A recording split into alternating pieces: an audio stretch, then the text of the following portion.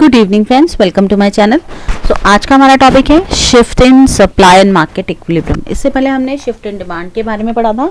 आज हम shift in supply के बारे में पढ़ेंगे, यानी सप्लाई में शिफ्ट होगा और डिमांड कांस्टेंट रहेगा। इससे पहले हमने शिफ्ट इन डिमांड पढ़ा था जिसमें डिमांड इंक्रीज और डिक्रीज हो रहा था बट सप्लाई कांस्टेंट थी।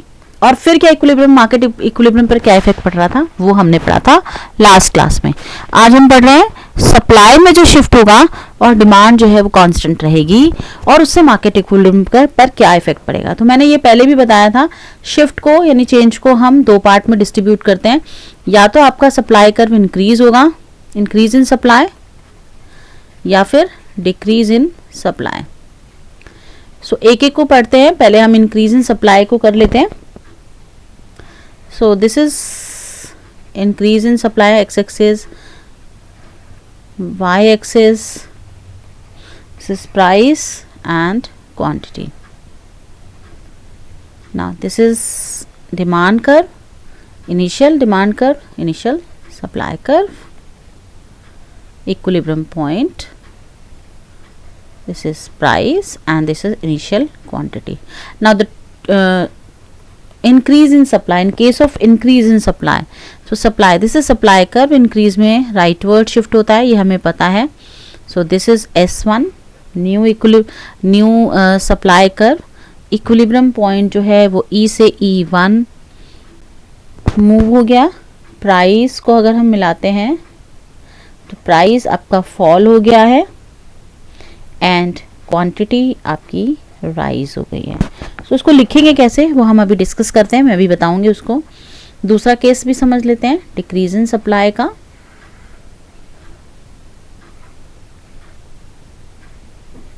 This is price, this is quantity, initial demand curve, initial supply curve, equilibrium point, price and quantity. Now in case of supply decreases, what happen? Supply decrease होगी। Now supply curve shift leftward, new equilibrium point moves E to E, इसको आपने नाम दे दिया E2। Price जो है वो rise हो गया एंड क्वांटिटी जो है वो फॉल हो गई। ठीक है, अब हम इसे लिखेंगे कैसे। नाउ अगर मैं बात करूं इस इंक्रीज इन सप्लाई की, सो इंक्रीज इन सप्लाई में डिमांड जो है वो रिमेन अनचेंज्ड है। और due to increase in supply, supply curve shift to the right from SS to S1 new supply curve S1 जो है intersect the demand curve at point E1, got it, which is the new equilibrium point. And at point E the equilibrium price, यहाँ पर हम price को अगर देखें तो it will decrease from OP to OP1 and equilibrium quantity की अगर हम बात करें that will increases from OQ to OQ1। So this is the explanation of increase in supply. Now move on to decrease in supply. तो according to this diagram यहाँ फिर से demand जो है वो रिमेन अनचेंज है। Due to decrease in supply आपका जो सप्लाई कर्व है will shift to the left from SS to S2 got it. And the new supply curve, ये जो न्यू सप्लाई कर्व है वो इंटरसेक्ट करता है डिमांड कर्व को at point E2 which is the new equilibrium point. At point E2 the equilibrium price जो है ये हमारा इंक्रीज हो रहा है OP से OP2 and equilibrium quantity decreases from OQ to OQ2, got it? So this is the explanation. Now आज हम थोड़ा सा और इसके बारे में थोड़ा सा एक्स्ट्रा समझते हैं और कुछ स्पेशल केसेस या कुछ सम एक्सेप्शनल सिचुएशंस के बारे में पढ़ते हैं एंड देन उस पर किस तरीके से मार्केट इक्विलिब्रियम पर इफेक्ट पड़ता है हम वो भी देखेंगे। नाउ हेडिंग जो रहेगी वो हमारी रहेगी shift change in demand and equilibrium price,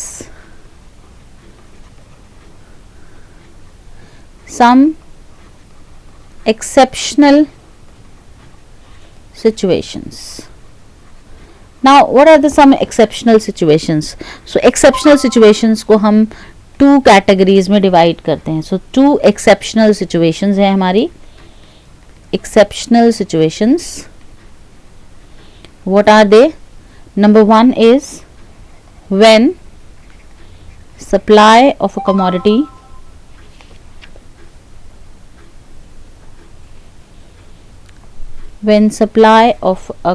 of the commodity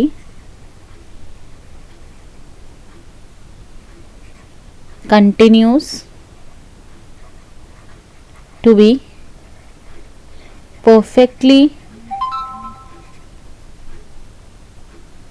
elastic, and when supply of the commodity continue to be perfectly inelastic. सो इन दोनों केसेस में कैसे हम जो है इक्विलिब्रियम प्राइस पॉइंट को इफेक्ट करते हैं हम उसके बारे में पढ़ेंगे. सो इन दोनों केसेस को करने के बाद हम एक एक करके इन केसेस को समझते हैं. सो हमारा पहला केस है कि when supply of the commodity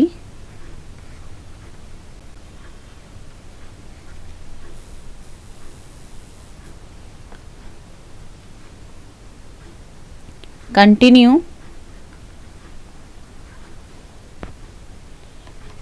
to be perfectly elastic. यानी सप्लाई जो है आपकी कमोडिटी की, supply of a commodity is perfectly elastic, and we all know कि परफेक्टली इलास्टिक यानी ES is equal to infinity. Perfectly elastic. So हमारा जो supply curve होगा वो परफेक्टली इलास्टिक में पैरेलल टू एक्स एक्सिस होता है, जैसा कि हम जानते ही हैं इसको.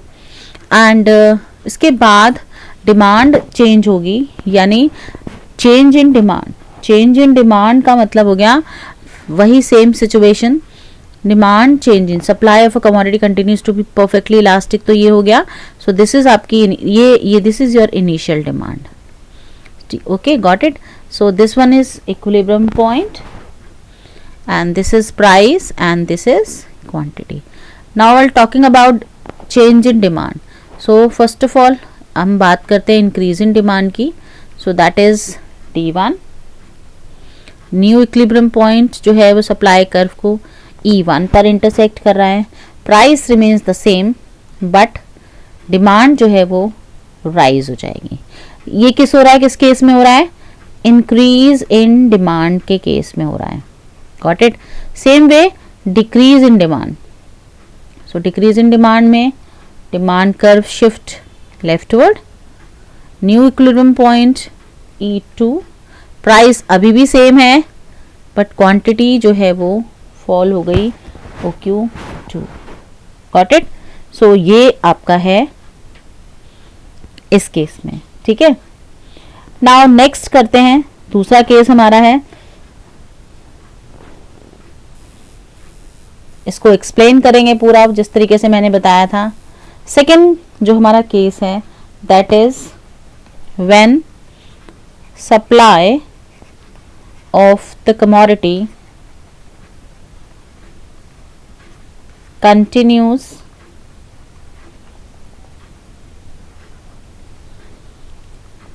To be perfectly inelastic.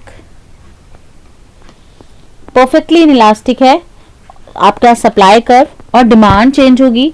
सो किस तरीके से हम बनाएंगे वो समझेंगे. यहाँ पर भी हम एक ही डायग्राम पे आपको दोनों चीज़ों को मैं समझा दूंगी.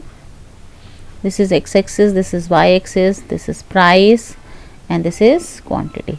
परफेक्टली इनइलास्टिक का मतलब है ES is equal to 0. So 0 में हमारा जो सप्लाई कर्व होता है इस तरीके से होता है, यानी parallel to y axis. So this is initial demand curve as it is जैसे हम बनाते हैं. This is equilibrium point, price and quantity. Now we'll talk about supply. Demand जो है वो increase होगी. So सो डिमांड आपका इंक्रीज हो गया, so rightward shift. Now equilibrium point अब यहां शिफ्ट हो जाएगा, मूव हो जाएगा E1 पर, प्राइस राइज हो गया, क्वांटिटी अभी भी कांस्टेंट है। नाउ डिमांड डिक्रीज होगी, this is D2। Equilibrium point जो है सप्लाई कर्व पर जो नया इंटरसेक्ट कर रहा है दैट इज E2। क्वांटिटी अभी भी सेम है बट प्राइस आपका फॉल होगा। नाउ इसी को एक्सप्लेन करेंगे एंड इसी को हम पूरा चेन इफेक्ट समझाएंगे। इसके बाद ये आपका टॉपिक कंप्लीट हो जाता है। इसके बाद अभी हमने केवल जो डायग्राम्स पढ़े हैं वो उसमें हमने पढ़ा है कि एक चीज कांस्टेंट है डिमांड और सप्लाई में से, और एक चीज में शिफ्टिंग हो रही है, यानी या तो डिमांड कांस्टेंट है तो सप्लाई में शिफ्टिंग हो रही है, सप्लाई कांस्टेंट है तो डिमांड में शिफ्टिंग हो रही है। इसके बाद जो केसेस हम पढ़ेंगे दैट इज साइमल्टेनियस शिफ्ट, दोनों ही यानी डिमांड कर्व और सप्लाई कर्व में साइमल्टेनियसली शिफ्ट यानी चेंज होगा, और उसके बाद मार्केट इक्विलिब्रियम किस तरीके से इफेक्ट करता है उसके बारे में पढ़ेंगे। आज के लिए बस इतना ही। Thank you very much. Please like share and subscribe my channel. Thank you very much.